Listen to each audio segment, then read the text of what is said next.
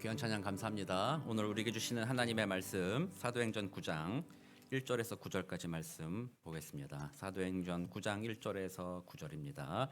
한 절씩 교독하고 우리 9절은 한 목소리를 읽겠습니다. 제가 먼저 9장 1절 읽겠습니다. 사울이 주의 제자들에 대하여 여전히 위협과 살기가 등등하여 대제사장에게 가서 다메섹 여러 회당에 가져갈 공문을 청하니 이는 만일 그 도를 따르는 사람을 만나면 남녀를 막론하고 결박하여 예루살렘으로 잡아오려 함이라. 사울이 길을 가다가 다메섹에 가까이 이르더니 호련히 하늘로부터 빛이 그를 둘러 비추는지라. 땅에 엎드러져 들음에 소리가 있어 이르시되 사울아 사울아 내가 어찌하여 나를 박해하느냐 하시거늘. 대답하되 주여 누구시니이까? 이르시되 나는 내가 박해하는 예수라. 너는 일어나 시도하라. 내가 행할 것을 내게 이를 자가 있느니라 하시니 같이 가던 사람들은 소리만 듣고 아무도 보지 못하여 말을 못하고 서 있더라. 사울이 땅에서 일어나 눈은 떴으나 아무것도 보지 못하고 사람의 손에 끌려 함께 읽겠습니다. 사흘 동안 보지 못하고 먹지도 마시지도 아니하니라. 아멘. 오늘 말씀 가운데 평범한 말씀이기도 하고 여러분들에게 익숙한 말씀이라 할지라도 말씀이 오늘 여러분 각자에게는 특별한 은혜가 임하는 그런 주일 예배 되기를 소망합니다. 지난주에 제가 많이 기도했습니다. 하나님 좀 도와달라고. 우리의 연약함을 도우시는 하나님께서 우리 교회 성도님들에게 마음의 문을 열어주셔서 말씀 가운데 도전이 있게 하시고 말씀 가운데 은혜가 있도록 도와달라고 기도 많이 했는데요. 우리 날마다 그렇게 기도하고 예배 때마다 그 은혜를 누리는 복된 우리 토렌스 선한목자교회 모든 성도님 되시기를 주의 이름으로 축복합니다. 오늘 이제 사울이란 인물이 등장합니다. 사울이란 인물, 우리들은 사울로 잘 기억을 하지 않죠. 다른 이름이 있죠. 바울이라고 하죠. 이 사울은 다메섹이 아니죠. 다소란 동네에서 태어났죠. 이 다소란 동네는 예루살렘에서 좀 멀리 있고 지금은 튀르키예 남동쪽에 있는 지역입니다. 그래서 디아스포라, 유대인으로서 이제 이방 지역에 가서 살고 있었습니다. 그 부모가 유대인이라는 어떤 자부심을 가지고 있었던 사람이었고 어찌하다 보니까 그곳에서 로마 시민권을 받았죠. 그래서 태어날 때부터 이제 이 사울이라는 사람이 로마 시민권을 가지고 태어납니다. 그러나 정체성은 유대인이다. 그래서 이름이 두 개가 있었던 거예요. 그러니까 오늘날 우리가 미국에서 사는 우리 자녀들 같은 경우 한국 이름이 있고 미국 영어 이름이 있는 것처럼 사울에게도 히브리식 이름은 사울이고 그다음에 이 바울은 로마식 이름이에요. 로마 시민권자들이 이제 주로 쓰던 이름이었는데 로마식 이름 바울 이렇게. 그래서 두 가지 이름을 가지고 있었던 사람이었으나 그러나 주로 사울이라는 이름을 더 선호했었던 사람이죠. 왜냐하면 그가 살고 있던 다소라는 동네도 여기서 아마 부모님이 좀 돈을 많이 벌었던 좀 재력이 있는 사람이었을 것 같아요. 돈도 많고 로마 시민권도 가지고 있으니까 경제적으로나 사회적으로 부족함이 없는 사람이었죠. 그리고 이 다소라는 동네는 헬라 철학이 아주 번성했던 지역이기도 합니다. 그래서 주변에 많은 지역 사람들이 철학을 공부하거나 무슨 학문을 공부하기 위해서는 다소로 이렇게 많이 유학을 왔던 도시가 바로 이 다소라는 곳이거든요. 그러니까 여기서부터 자랐기 때문에 바울이 어려서부터 수사학, 그러니까 논리학과 그다음에 다른 사람을 어떻게 설득할 수 있는지 그런 것들에 대해서 아마 어렸을 때부터 많이 배워왔었던 것 같아요. 거기서 그렇게 자랐을 때 아이가 좀 똑똑하고 지혜로웠으면 그렇게 계속 공부를 시켜서 다소에서 유명한 학자가 되는 것도 나쁘지 않은 것이긴 한데 이 부모님은 이 사울로 하여금 너는 이런 학자들 되지 말고 유대인 중에 유대인이 되라.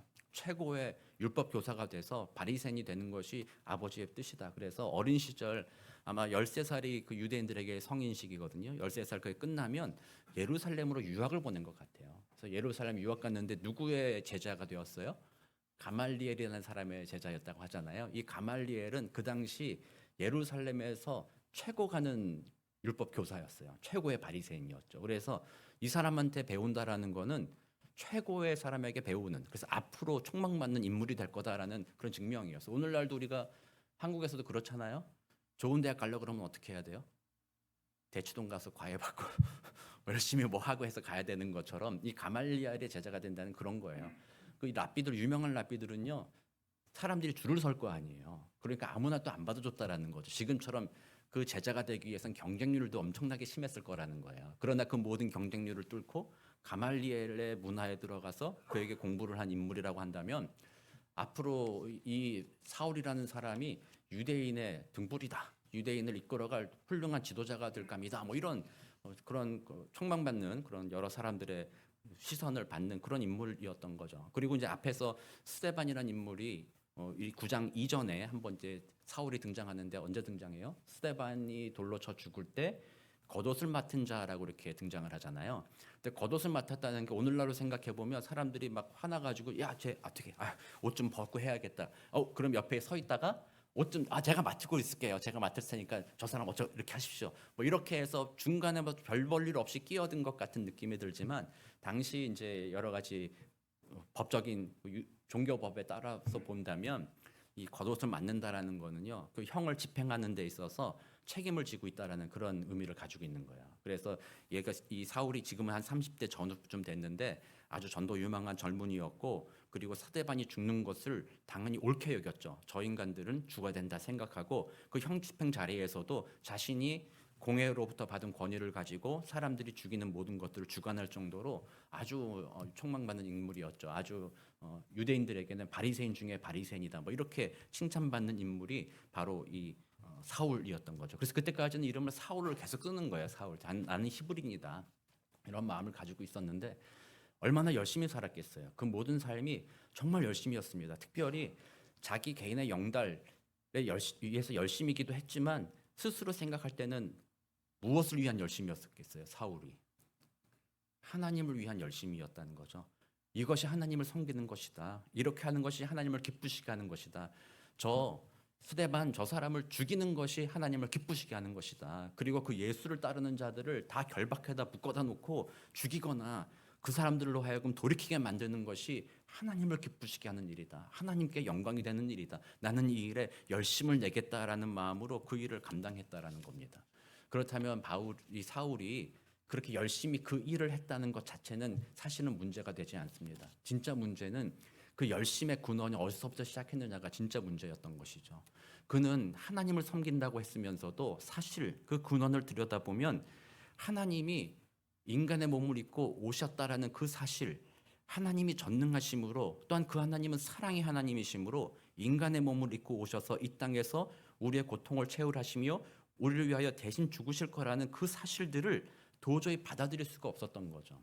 유대 종교 지도자들이 예수님을 죽일 때에도 그런 방식으로 죽였잖아요. 예수가 너가 하나님의 아들이라고 하니 신성 모독이로다. 그래서 예수님의 죽음의 형벌의 제목은 신성 모독이었잖아요. 어떻게 사람이 하나님이라고 할 수 있냐? 너는 신성 모독했다. 그렇게 죽었다는 거 아니에요? 그리고 스데반이나 예수님의 제자에 대해서도 제목이 바로 그런 겁니다. 이 사람들이 사회를 막 혼란스럽게 하고 사회를 무너뜨리고 막 나쁜 짓 하고 막 그렇기 때문에 저 인간들은 죽어야 돼. 그런 제목이 아니라 쟤네들은 신성 모독이라는 거죠. 유대인의 눈에 봤을 때 그러므로 죽어야 된다.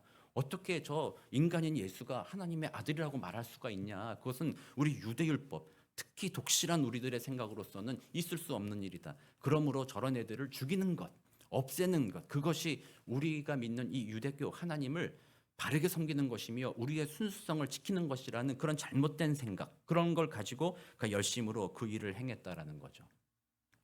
하나님은 끊임없이 말씀하십니다. 예수님도 말씀하셨죠. 율법 교사들과 이런 사람들에게 너희들도 잘 알지 못하면서 알지 못하는 것을 가지고 다른 사람들을 잘못된 길로 인도하고 있다.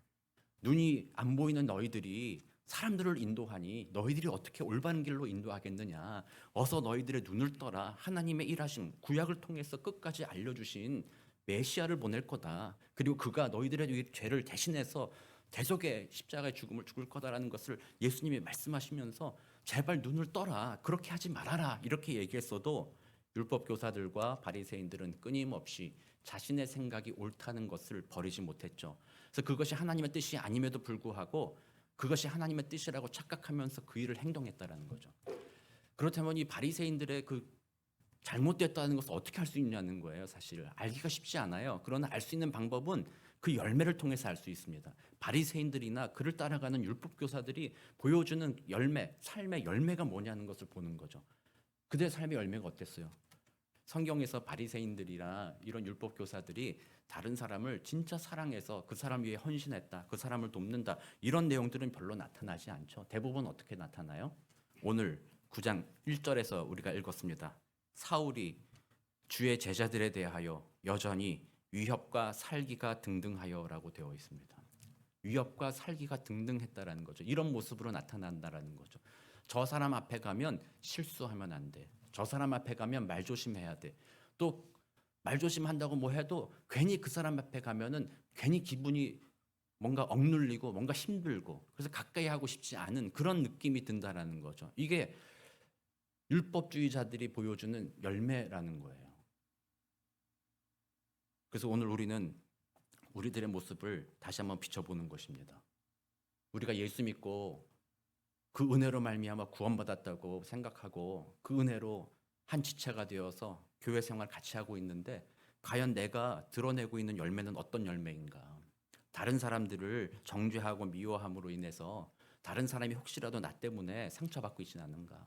때로는 내가 옳다고 여기는 것을 너무나도 중요하게 생각하고 그것을 주장하다가 거기서 조금만 벗어나는 사람들만 있으면 못 잡아먹어서 안달인 그런 모습으로 내가 교회 생활하고 있는가 한번 생각해 보는 것입니다.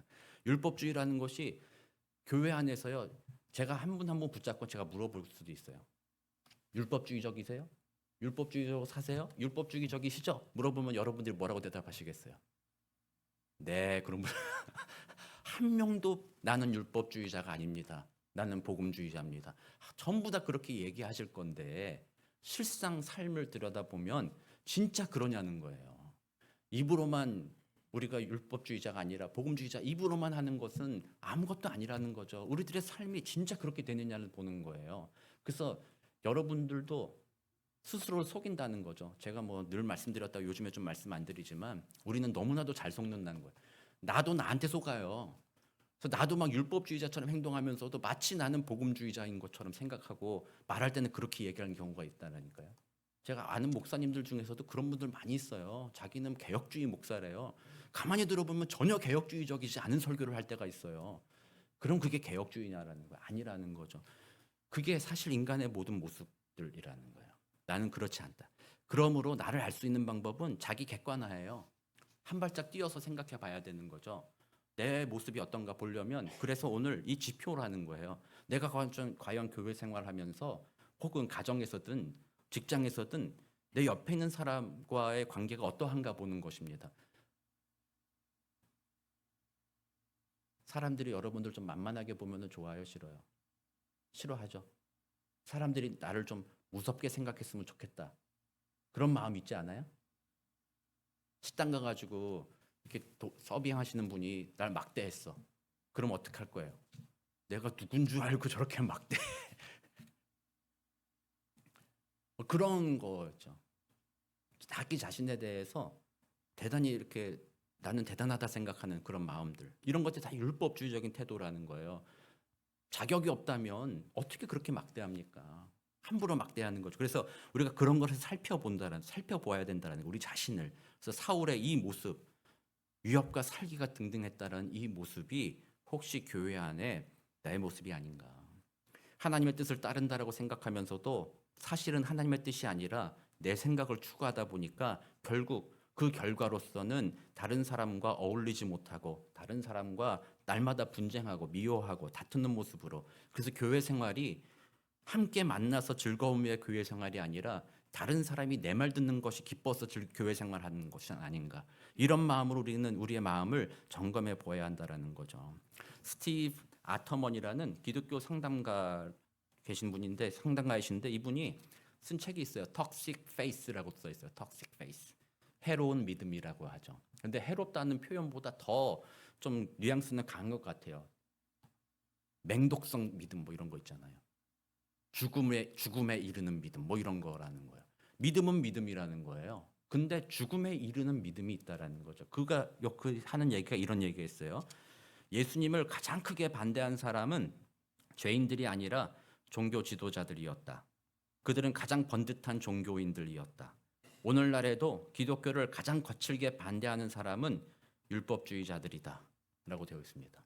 그래서 이 말을 잘 생각해 보면 기독교를 가장 거칠게 반대한다는 것은 복음을 가장 거칠게 반대한다는 사람이에요. 그리고 율법주의자들이 그렇다고 하는데 이 율법주의자들은 누구냐? 어떻게 보면 교회 안에 믿음의 형제들이 바로 이런 사람일 수 있다라는 거예요. 그래서 우리가 착각하면 안 됩니다. 교회 바깥에서는 하나님을 대적하는 일들이 당연하게 있을 것입니다. 거칠게 반대하는 일들이 당연히 있을 것입니다. 그러나 교회 안에서도 나는 교회 안에 있다, 나는 예수 믿는다 하면서도 여전히 삶의 모습으로는 복음을 가장 거칠게 반대하는 사람이 바로 나 자신일 수 있다는 사실을 이 책에서 말하고 있는 거예요. 그래서 우리들의 신앙을 점검해 봐야 된다는 겁니다. 그래서 오늘 바울이 그런 태도였는데 그가 어떻게 변화되었는지에 대해서 우리 한번 생각해 볼 건데요.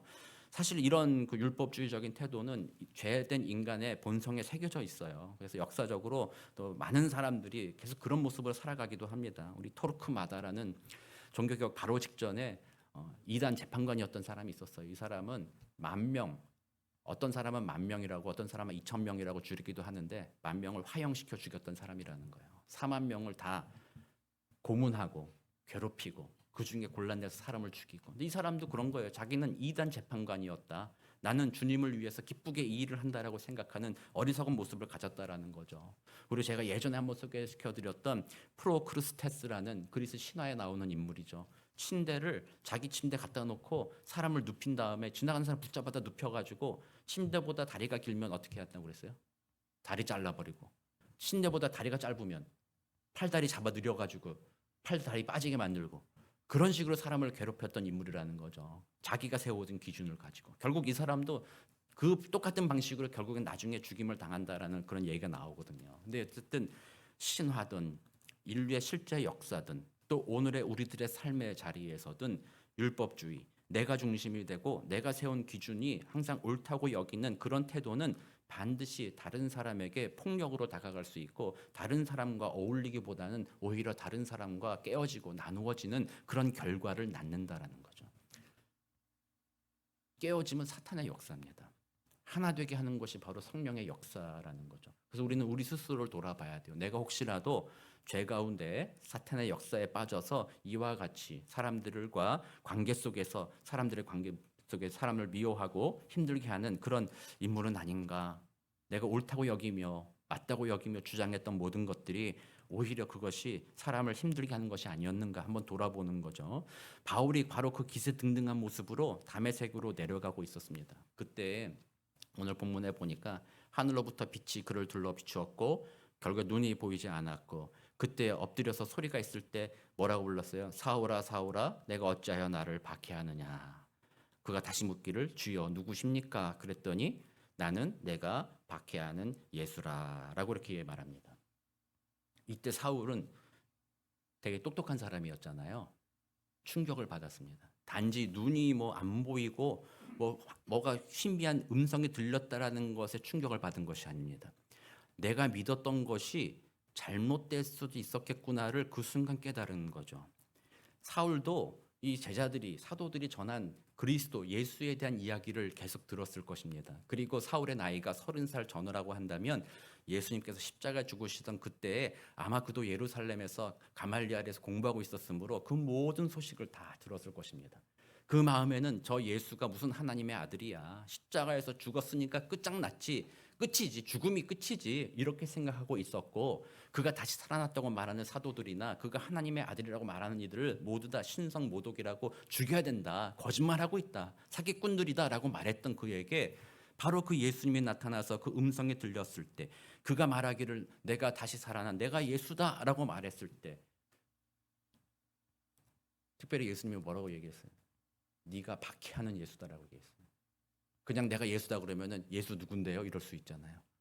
내가 박해하는 예수다. 그 말은 뭐예요? 내가 다시 살아났다. 그리고 그 내가 다시 살아난 것이 내가 하나님의 아들인 것을 증명한다라는 것을 그 순간에 사울에게 들려준 거예요. 사울은 똑똑했으니까 그 순간에 그게 깨달아진 거예요. 죽었던 예수가 다시 살아나셨다는 그 제자들의 말을 내가 무시했었는데 그가 진짜 다시 살아났구나. 그리고 그 예수가 나를 찾아왔다니. 나를 불렀다니. 그러고 보니까 생각해 보니까 결국 뭐예요? 예수가 하나님의 아들이 맞잖아요. 그러면 이제 생각의 역전이 일어난 겁니다. 그렇다면 하나님의 아들이신 예수를 핍박하고 박해했고 그를 무시했던 자신이 결국에는 뭘 한 거예요? 자신이 신성모독한 거라는 거예요. 저 제자들과 사도들이 또 예수님이 신성 모독한 것이 아니라 하나님의 아들이신 그 예수, 하나님 그 자체이신 그 예수를 내가 거짓말쟁이라고 말했고 그를 따르는 자를 죽이려고 했었던 모든 것이 바로 하나님의 뜻에 반대하고 하나님의 뜻을 어그러뜨리고 완악한 마음을 가졌던 내가 바로 하나님을 방해하던 신성 모독이 자가 바로 나구나라는 것을 그 순간에 깨달은 거예요. 그렇다면 자기의 생각에 따라서 자신이 신성 모독한 자라고 한다면 어떻게 돼야 됐어요? 바로 죽었어야 되잖아요. 죽음에 합당하잖아요. 아무런 변명할 게 없는 것이죠. 신성 모독했으면 하나님 앞에 죽어야죠. 예수님이 너는 어떻게 나를 그렇게 모독할 수 있냐? 너에게 주어진 것은 저주다. 너는 죽어 마땅하다. 뭐 이렇게 말해도 사울이 아무런 변명할 수가 없는 거죠. 겸허히 받아들일 수밖에 없는 현실인 것이죠. 근데 그때 예수님이 그에게 말합니다. 네가 박해하는 예수다. 그리고 그 뒤에 그를 정죄하지 않습니다. 그의 잘못은 지적하죠. 너는 잘못 알고 있었다. 나를 박해하고 있었다. 너의 죄는 그것이다. 그러나 정죄하지 않습니다. 너 가서 너에게 행할 일이 있다. 기다려라. 이 말을 들었을 때 사울이 깨달은 겁니다. 나의 그 신성 모독의 죄에도 불구하고 나를 찾아오시는 예수님이라니. 과연 그가 이 땅에 있는 그동안 내가 들었던 소문을 보니 예수는 죄인의 친구라고 했는데 진짜 예수가 죄인의 친구였구나. 나 같은 죄인의 친구가 되어주시다니. 나 같은 신성 모독자를 품어주시다니. 그 예수의 사랑을 그 순간 진실로 경험하게 된 것입니다. 예수님은 죄인의 친구이시며 죄인의 구원자시며 모든 죄인의 죄를 대속하신 구세주이시구나 라는 것을 사도 바울이 깨달은 거죠. 할렐루야. 대단한 겁니다. 결국 오늘 본문에서 우리는 이걸 생각해야 돼요. 신성 모독한 자도 예수님이 용서하시고 품어주셨다라는 점이에요. 사울을 그렇게 대했다라는 거예요. 오늘날 여러분들이 교회 바깥에서 교회 안 다니는 분들과 대화할 때 여러분들 어떻게 대화해야 되겠습니까? 복음을 모르는 자들이 하나님만 모욕하는 거죠. 야, 하나님이 어딨냐? 그런 거 없다. 저 사막의 신 그거 왜 믿어야 되냐? 예수가 뭐 다시 살아나다 거짓말 좀 하지 마라. 막 그렇게 식으로 막 기독교를 공격하거나 그런 사람들에 대해서 그리스도인들이 어떻게 행동해야 되겠어요? 자신을 모독하고 자신을 죽이는 자까지도 우리 예수님께서는 십자가에서 저들의 죄를 사여 달라고 용서의 눈으로 바라보셨잖아요. 그리고 이 땅에 계시면서 계속 하신 말씀이 원수를 사랑하라고 얘기했잖아요. 너가 사랑하는 사람만 사랑하는 것은 아무나 할 수 있는 일 아니냐. 내가 말하니까 원수도 사랑하라. 이렇게 예수님께서 얘기하셨잖아요. 이거는 우리가 잘 깨달아야 돼요. 신성 모독한 자라 할지라도 교회를 막 개독교라고 욕하고 막 교회는 막 뭐라고 막 욕하는 그런 사람들이라고 할지라도 우리들은 어떻게 해야 된다는 거예요? 예수님의 마음은 어떻다라는 거예요? 그들을 사랑한다라는 거예요. 그들을 찾아간다라는 거예요. 그들을 이해하려고 한다라는 거죠. 그리고 주님의 사랑의 빛을 비추어 주기를 원하신다라는 겁니다. 이게 바로 복음의 능력 아닙니까?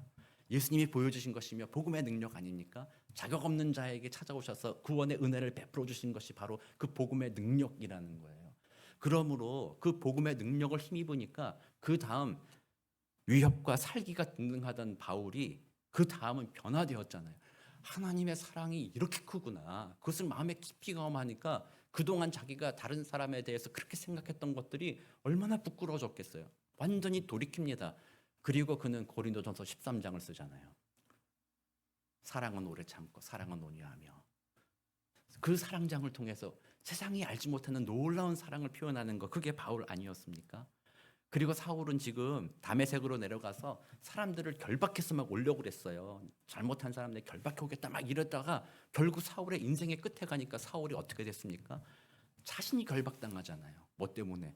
다른 사람을 사랑하고자, 다른 사람에게 영원한 생명 되시는 그리스도 예수를 증거하고자 그 일을 감당하다 자기가 결박되잖아요. 그가 예루살렘에 올라와서 붙잡혔을 때 그 총독에 벨릭스 총독 앞에 가서도 아그리빠 왕 앞에 가서도 그가 이렇게 얘기하잖아요. 각하여, 내가 이렇게 손이 묶인 거 결박된 거를 빼고는 당신이 나와 같게 되기를 원합니다라는 마음으로 어떻게 그럴 수 있어요? 자기를 그냥 붙잡아두고 괴롭히고 아무 죄가 없는데도 자기를 모함하고 그렇게 자기를 신문하고 있는 저 교만한 사람, 자기가 왕이라 생각하며 총독이라 생각하는 그 사람 앞에 가서도 바울은 그 사람을 사랑하는 마음이에요. 어떻게 그렇게 얘기합니까? 이거 결박 좀 풀어주십시오. 내가 뭐 잘못했습니까? 나는 그저 이거 가르친 것뿐입니다. 뭐 이렇게 자기를 변명하지 않고 내가 결박당했어도 이거 모릅니다. 이거는 모르겠습니다만 하여튼 이것 빼고 당신이 예수님을 만나 그 예수님을 알기를 원합니다라고 이렇게 이야기한 거죠. 그는 진정으로 예수의 용서의 은혜, 구원하는 복음이 그 마음에 그 인생을 새롭게 바라보도록 변화시켰던 것입니다.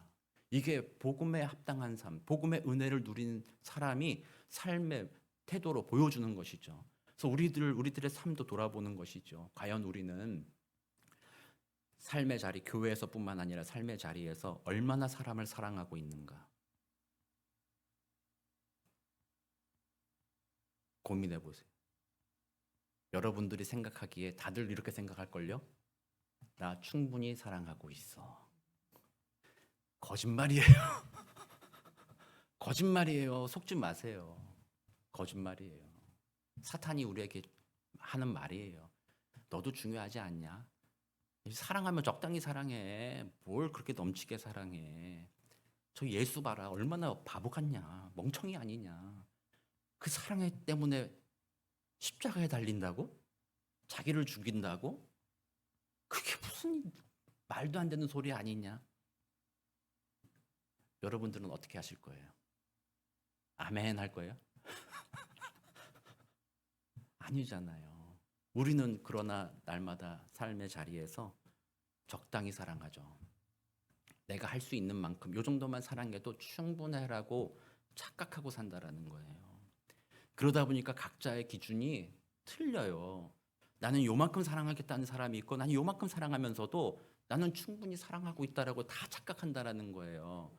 그러니까 자기 스스로 만족하는 거예요. 나 이 정도만 하면 되는 거야 생각하는 거죠. 내 기준은 요만큼이야. 내가 사랑한다는 건 요만큼만 하면 되는 거지. 그 정도만 하면 훌륭한 사람이지. 그걸로 기준을 삼아가지고 그것보다 못하는 사람은 나쁜 사람이라고 얘기하고 그것보다 더 좀만 더 잘하면 대단한 사람이라고 그 사람을 칭찬하기 시작하는 그런 모습으로 우리가 신앙생활 하잖아요. 그런 모든 것들이 그리스도의 사랑을 정말로 마음에 깨닫지 못하고 여전히 그 율법주의적인 태도로 이 땅을 살아가고 있는 것이다라는 거예요. 그래서 우리는 스스로에게 질문해 봐야 돼요. 늘 다시. 내가 복음적으로 사는가? 하나님이 내게 베풀어 주신 그 사랑만큼을 내가 누리고 그 사랑으로서 내가 오늘 살아가고 있는가? 질문해 봐야 돼요. 그렇게 본다면 얼마나 부끄러운 일이겠어요? 죽기까지 사랑하라고 했는데 내 이웃을 내 몸과 같이 사랑하라고 했는데 그렇게 사랑 못하는 나 자신을 보면서도 아무런 거리낌도 없어요. 그냥 괜찮아 좋아 뭐 잘 살고 있지 나만큼 사는 사람이 어딨나 이런 마음으로 그냥 그렇게 신앙생활하니까 교회가 그냥 가만히 있는 거예요. 그냥 가만히 있어. 아무 문제도 없어. 그냥 가만히 있어. 가만히 있으니까 저 밖에 있던 사람들이 지나가다가 교회를 본다면 뭐라고 얘기해요? 뭐 여기 있었어 쟤네? 뭐 사우스베이에 교회가 있었어? 가만히 있으니까 피해도 안 주고 도움도 안 주고 사랑도 안 베풀고 막 안 하고 우리끼리만 와서 예배 드린다 이렇게 찬양하고 막 찬송 박수치고 막 우리끼리만 이러고 있고 가만히 있으니까 교회가 있었나 없었나 뭐 그런 수준에 머물러 있게 되는 거죠.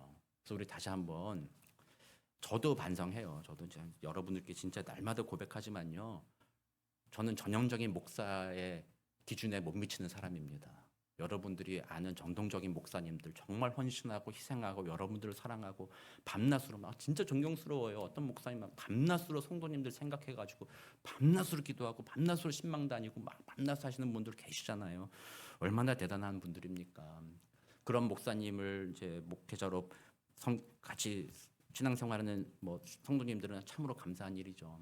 그런데 그런 목사님들 기준에 비춰 보았을 때 저도 좀 너무나도 부족하죠. 그 발밑도 따라가지 못할 정도의 목사입니다. 그래서 저에 대해서도 저도 늘 주님 앞에 고백합니다. 하나님 참 사랑이 없습니다. 좀 깨트려 주십시오. 기도합니다. 깨트려 주십시오. 잘 안 깨지잖아요. 항상 내 수준에서 사랑하려고 하잖아요. 거기서 좀 더 한 달 나가게 좀 도와주십시오. 기도합니다. 그 기도를 통해서 먼저 제가 좀 변화되게 하옵소서. 그리고 우리 교회 성도님들도 좀 그렇게 되기 원합니다. 그래서 우리가 쌓아오는 기준, 사랑의 기준 깨트리고 그것을 넘어서서 정말 세상에 우리가 사랑을 보여줄 수 있는 교회가 되기 원합니다. 그게 복음의 은혜를 힘입은 자들이 보여주는 모습이죠. 그래서 오늘 특별히 말씀에서 보면요, 마지막에 이 말씀을 정리하면서 이렇게 얘기해요. 예수님께서 사울에게 네가 박해하는 예수라라고 얘기하잖아요. 사울이 말하겠죠. 내가 언제 예수님을 박해했어요? 난 당신 본 적도 없어요. 십자가 죽을 때나 그때 어렸단 말이에요. 나는 예수님 당신 뭐 죽었든 부활했든 상관이 없었어요. 뭐 이렇게 대답할 수도 있겠지만 그 말의 의미는 뭐였어요? 예수님과 예수님을 따르는 자들을 핍박하는 일들, 그 모든 것을 예수님께 하는 것이다라고 말씀하시는 거잖아요. 그걸 반대로도 얘기했어요. 예수님은 마태복음 25장에서 반대로 얘기했어요. 양과 염소의 비유를 말씀하시면서 이렇게 얘기하죠. 그 결론적으로 너희가 여기 내 형제 중에 지극히 작은 자 하나에게 한 것이 곧 내게 한 것이다라고 얘기했어요.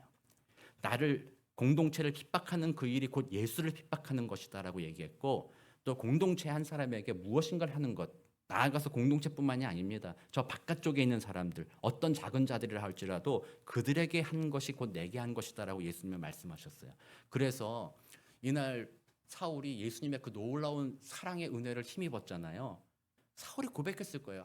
예수님 나에게 이 놀라운 사랑을 베풀어 주셨으니 나도 주님을 사랑합니다 라고 고백했는데 그렇다면 주님을 사랑하는 것이 어떻게 삶으로 보여줘야 됩니까? 바로 예수님이 답을 준 거예요. 너 옆에 있는 사람을 사랑해라. 그에게 네가 받은 그 사랑의 은혜를 나누어라.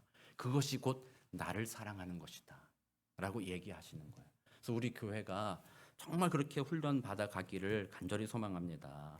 우리 종교 생활, 교회 생활은 오래 했을 수도 있어요. 자기 자신을 위한 거죠. 내가 천국 가려면 예배 잘 들어야지. 혹은 뭐 그런 거라든지. 아니면 내가 주일날 좀 자꾸 빠지고 이러면 하나님이 화나가지고 혹시라도 나한테 무슨 나쁜 일 생기지 않을까 두려웠어. 그래서 예배드리고 하는 모든 것들이 두려움 가운데 그렇게 의무감으로 행동하고 있다면 그거는 종교 생활이며 교회 생활이라는 거죠. 그런 모습으로 신앙생활하면요. 교회 생활이 재미가 없잖아요. 기쁨이 없어요. 감사도 없어요. 다른 사람을 용서하고 싶은 마음도 없어요. 너도 잘해. 나도 예배 자꾸 빠지려고 그래서 내가 하나님께 벌 받을까 봐 무서워서 나 예배 잘 드리거든. 너도 잘못하면 너 벌 받는다. 너 예배 잘 드려. 이렇게 해서 다른 사람에 대해서 포용하고 용서하고 이해해 주려는 마음이 없이 생활하는 것. 그게 종교 생활이며 교회 생활이에요. 그러나 예수님의 그 값없는 은혜를 입은 바울과 같이 그의 삶이 이제는 다른 사람에 대해서 위협과 살기가 등등한 것이 아니라 다른 사람을 위하여 살리기 위하여 나를 희생하고 그를 사랑하고자 하는 그 믿음으로 살아가는 삶의 태도, 그게 신앙생활이라는 거예요. 신앙생활. 그래서 우리는 이제 종교 생활과 교회 생활을 멈춰야 돼요. 뭐 주일날 예배드리지 말아라 뭐 이런 거 아닙니다. 진정한 신앙생활로 나아가라는 거죠. 하나님을 사랑하고 매일의 삶 속에서 주님의 은혜를 사람들에게 나누며 나로 말미암아 많은 사람들이 그리스도를 만날 수 있도록 주님의 그 풍성한 사랑을 증거하는 삶을 살아간다는 거죠. 이런 시각으로 변화된 사람은 다른 사람을 대하는 태도부터 달라지기 시작합니다. 그 사람으로 인하여 사람들이 야, 쟤는 희한하게 바뀌었다. 제가 어떻게 저렇게 바뀔 수 있냐. 저 사람을 바꾼 거는 기적이다. 하나님밖에 그렇게 못한다. 그러므로 우리들은요. 세상 속에 기적을 보여줄 수 있는 가능성이 매우 큰 사람들이에요. 여러분들이 세상 속에서 사랑 없이 그렇게 살아왔잖아요. 그러니까 기적을 보여주는 거예요. 주 예수의 사랑으로 이제는 내가 변화되어 그리스도의 사랑을 증거했을 때 사람들이 야, 기적이다. 저를 바꾼 이는 저 사람을 저렇게 바꿨다면 나도 바꾼다. 그 은혜를 입고 주님 앞에 나오게 되는 거죠. 그래서 사랑하는 성도 여러분, 제가 지난 5월 달에 형제교회 여기 다녀오면서 이제 은혜를 많이 나눴잖아요. 거기 권준 목사님이 그 교회의 슬로건이에요. 처치 고워. 교회 다니는 사람만 되지 말고 교회가 되라. 그게 그분의 슬로건이에요. 주일날 교회 나오는 거 다닌다고 이런 정말 하지 말고 스스로 교회가 되라. 이 말은 신앙생활 하라는 거예요. 삶의 자리 곳곳에서 그 그리스도의 값없는 사랑을 경험하고 그 그리스도의 값없는 사랑을 나누어 주는 사람이 좀 되라라는 거예요. 다른 사람 마음을 아프게 하고 다른 사람을 못 잡아먹어서 안달인 그런 사람이 되지 말고 예수 믿는다면 다른 사람을 진실로 사랑하는 사람으로 변화되어 하나님의 영광을 드러내라라는 것이 바로 교회가 되라라는 의미이고 신앙생활 하라는 그런 의미인 것이죠. 오늘 여러분들의 삶을 다시 한번 점검해 보게 되기를 원합니다. 그렇게 주님의 신앙생활 살면 주님이 약속하셨어요. 풍성한 삶을 산다라는 거예요. 풍성한 삶을. 풍요로운 돈 많고 잘 풍요로운 삶보다는 진짜 풍성한 삶을 살아요. 그거는 이제 아무것도 아닌 정도로 정말 주님 안에 풍성하고 복이 넘치는 그런 삶을 살게 된다라는 거죠. 그래서 우리 교회 성도님 모두가 그렇게 변화되기 시작할 때 이곳을 통해서 기적이 일어나는 거죠. 하나님의 사랑이 사우스베이 지역에 막 증거됩니다. 야, 역시 저 교회가 여기 있으니까 너무나도 좋은 것 같아. 사우스베이 지역에 토렌 선한 목자교회가 있기 때문에 사우스베이에 소망이 있어. 야, 저 토렌 선한 목자교회 봐봐. 정말 사람을 사랑하는 저 교회. 굶주리고 사랑에 고파하는 세상을 향하여 사랑을 나눠주는 저런 교회에 저 교회가 있으니까 사우스베이 지역이 소망이 있어. 할렐루야. 와, 여러분들 그걸 좀 꿈꾸면 안 될까요? 같이 꿈꾸면 안 되겠습니까? 우리 그런 은혜로서 우리 교회 안에서도 정말 우리 서로 정말로 예수의 마음으로 서로 사랑하고 서로 섬기고 그 은혜로 하나 되어가며 그 은혜를 열방 중에 증거하고 아름답게 쓰임받게 되는 복된 저와 우리 교회 여러분 되시기를 우리 주 예수 그리스도 이름으로 축복합니다. 기도하겠습니다. 사랑과 은혜가 많으신 하나님 감사합니다. 우리들의 마음은 여전히 율법주의에 빠져 있을 때도 많습니다. 여전히 형식에 빠져 있기도 합니다. 교회 생활하고 종교 생활하며 지내올 때가 얼마나 많았습니까? 그러니 삶에 기쁨도 없고 소망도 없고 평강도 잃어버린 채 살아갔습니다. 그냥 그렇게 살아왔습니다.